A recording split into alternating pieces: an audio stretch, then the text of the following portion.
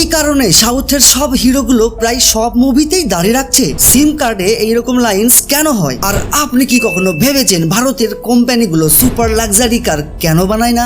মিলবে সব প্রশ্নের উত্তর, দেখতে থাকুন ভিডিওটি শেষ পর্যন্ত। তবে চলুন শুরু করা যাক এইচকে ডিজিটাল ফ্যাক্টের আজকের এই র্যান্ডম ফ্যাক্ট এপিসোড। নাম্বার 13, আপনি যদি জাপানে বাস করেন তাহলে আপনাকে একটি নিয়ম ফলো করতেই হবে। নিয়মটি হলো, আপনি যদি ওখানে কোনো শোরুমে গাড়ি কিনতে যান তাহলে আপনাকে জিজ্ঞেস করা হবে গাড়ি পার্কিং করার জন্য কোনো জায়গা আছে কি নেই। যদি থাকে তবেই আপনি সেখানে গাড়ি কিনতে পারবেন, না থাকলে কিনতে পারবেন না। অর্থাৎ নো পার্কিং নো কার। কথাটি শুনতে আজব মনে হলেও এটিই সত্যি। নাম্বার 12, 2001 সালে কেরালাতে এমন এক বৃষ্টি হয়েছিল যেটি জানলে আপনি চমকে যাবেন, কথা দিলাম। দিনটি ছিল 2001 সালের 25শে জুলাই। এই দিনটি ছিল কেরালার ওই এলাকার মানুষের জন্য একটি ভয়ঙ্কর মর্মান্তিক দিন। কেননা ওই দিনটিতে সকালবেলায় লোকজন লক্ষ্য করে যে সমস্ত জায়গার জল লাল রং ধারণ করে ফেলেছিল। আর এই জলের রং কেন যে লাল হয়ে গেছিল এই কারণটি সায়েন্টিস্টরা আজ পর্যন্ত ব্যাখ্যা দিতে পারেনি। এটি একটি আজ পর্যন্ত রহস্য হয়েই থেকে গেছে।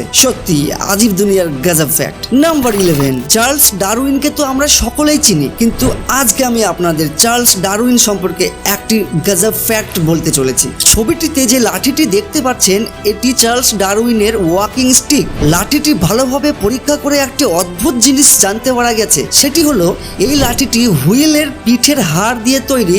হুইল হলো সামুদ্রিক এক ধরনের মাছ, আর সেই সামুদ্রিক মাছ অর্থাৎ হুইলের পিঠের হাড় দিয়েই এই লাঠিটি তৈরি, আর যেটা দেখতে ঠিক এইরকম দেখায়। নাম্বার 10, আপনি কি কখনো ভেবেছেন সিম কার্ডে এইরকম লাইন্স কেন দেওয়া হয়? আসলে বন্ধুরা, এই লাইন সেমি কন্ডাক্টরের মাধ্যমে তৈরি হয়, যেটা সিম কার্ডকে আলাদা আলাদা 8 সেগমেন্টে ভাগ করার সাথে সাথে আলাদা আলাদা ইলেকট্রিক্যাল সিগন্যালসকে একে অপরের সঙ্গে ডিভাইড করে। আর ঠিক এই কারণেই আপনি কিছু কন্ট্যাক্টসকে আপনার সিম কার্ডে সেভ করতে পারেন, আর ওগুলোকে এডিটও করতে পারেন বা অ্যাক্সেস করতে পারেন। তাছাড়া এই সেমি কন্ডাক্টর লাইন্সগুলো স্মলস অ্যান্টোনা হিসাবে কাজ করে থাকে। অর্থাৎ এই সিম কার্ডে যদি এই লাইন্স না দেওয়া হতো তাহলে সেই সিম কার্ডে না কোনো প্রকার নেটওয়ার্ক কানেকশন থাকতো আর না কোনো প্রকার নাম্বার সেভ করা যেত। এই জন্যই বলি এমনি এমনি কিছুই হয় না, সব কিছুরই আলাদা আলাদা কাজ থাকে বস, যেটা আপনার প্রিয় চ্যানেল এইচকে ডিজিটাল ফ্যাক্ট ব্যাখ্যা করে থাকেন শুধুমাত্র আপনাদেরই জন্য। ভিডিওটি দেখতে মজা লাগছে? তাহলে আর দেরি কেন, চ্যানেলটি সাবস্ক্রাইব করে পাশে থাকুন। নাম্বার 9,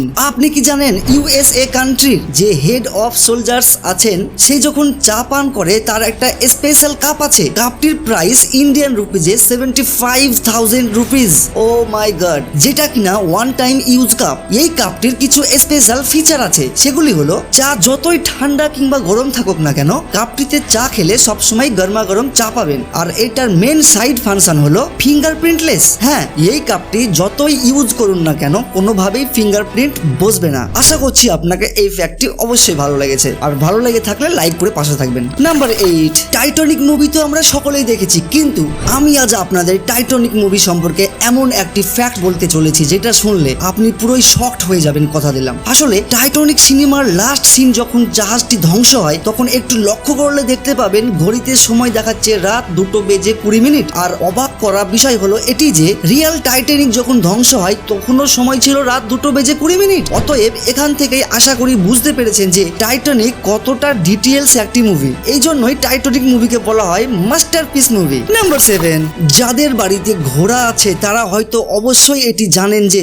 ঘোড়ার পায়ের নিচে মানুষের নখের মতো এক ধরনের জিনিস থাকে, সেটা মাঝে মাঝেই পরিষ্কার করতে হয়। এটা আঘাত লাগা থেকে ঘোড়াকে বাঁচিয়ে থাকে। অনেকে এক কথায় এটাকে ঘোড়ার প্যাডিকিউর বলে থাকে। এটা পরিষ্কার না করলে কি যে হতে পারে সেটা ছবিটিতেই দেখুন। ছবিটিতে লক্ষ্য করলে দেখতে পাবেন যে ঘোড়ার এই প্যাডিকিউর পরিষ্কার না করার ফলে ঘোড়াটির কি অবস্থা হয়েছে। নাম্বার 6, আপনি কি জানেন আপনি যদি পুরো বিশ্বের বিচ অস্ট্রেলিয়ার বিচের সাথে সংখ্যার দিক দিয়ে হিসাব করতে যান তাহলে অস্ট্রেলিয়ার বিচ নাম্বার 1-এ থাকবে। হ্যাঁ, শুধুমাত্র অস্ট্রেলিয়াতে 10,685টি বিচ আছে। আপনারা যদি একটি একটি করে বিচ ঘুরতে যান তাহলে আপনাদের 29 বছর সময় লেগে যাবে প্রতিটি বিচ ঘুরতে। ও মাই গড, কি আশ্চর্য ব্যাপার। নাম্বার 5, আপনি কি জানেন ভারতের কোম্পানিগুলো লাক্সারি কার কেন বানায় না? ভারতের টাটা, মাহিন্দ্রা এই কোম্পানিগুলো কত বিগ অ্যান্ড ফেমাস কোম্পানি সে তো আমরা সকলেই জানি, কিন্তু এত বিখ্যাত কোম্পানি হওয়া সত্ত্বেও এই কোম্পানিগুলো সুপার লাক্সারি কার কেন বানায় না?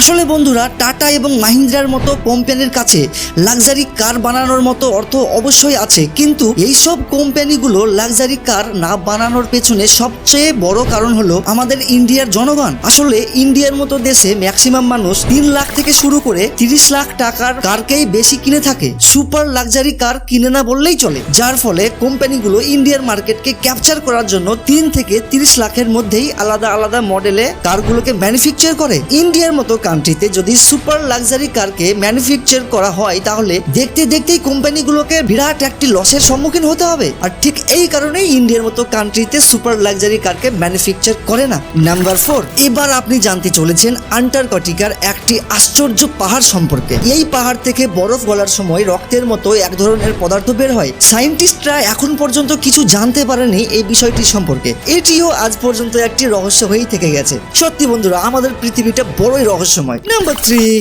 আপনি কি জানেন পৃথিবীর সবচেয়ে লংগেস্ট এঙ্গেজমেন্ট কোনটি ছিল? আসলে এটি 67 ইয়ার্স লম্বা সময় ধরে চলেছিল। এটি হয়েছিল অক্টাভিয়া গুইলান এবং অ্যাডিয়ানা মার্টিনসের মধ্যে। আসলে বন্ধুরা, এদের বিয়ের এগ্রিমেন্ট 15 বছর বয়স থাকতেই হয়ে গেছিল, কিন্তু বিভিন্ন ধরনের অসুবিধার কারণে এদের বিয়েটি আটকে গিয়েছিল। ফাইনালি এদের বয়স যখন 82 বছর তখন এদের বিবাহটি সম্পূর্ণ হয়েছিল। আর এটি হলো আজ পর্যন্ত পৃথিবীতে সবচেয়ে লংগেস্ট এঙ্গেজমেন্ট, যেটি কিনা 82 বছর ধরে চলেছিল। নাম্বার 2, ডেনমার্ক নামে একটি দেশে একটি লাইব্রেরি আছে যেখানে কোনো বই রাখা হয় না। ওখানে পড়তে গেলে আপনি মানুষকে দেখতে পাবেন বইয়ের বদলে। সেই মানুষের সঙ্গেই আপনি কথা বলতে পারবেন এবং জিজ্ঞেস করতে পারবেন আপনার মনে থাকা বিভিন্ন ধরনের প্রশ্ন, এবং এমনকি ওদের জীবনের গল্প সম্পর্কেও আপনি জানতে পারবেন। সত্যি এটি একটি আজব লাইব্রেরি। নাম্বার 1, আপনি হয়তো লক্ষ্য করলে দেখতে পাবেন যে এখনকার প্রায় সব মুভিতেই, যেমন পুষ্পা, RRR, KGF, এই সব সাউথ ফিল্মের হিরো দাড়ি রাখছে। কিন্তু কেন?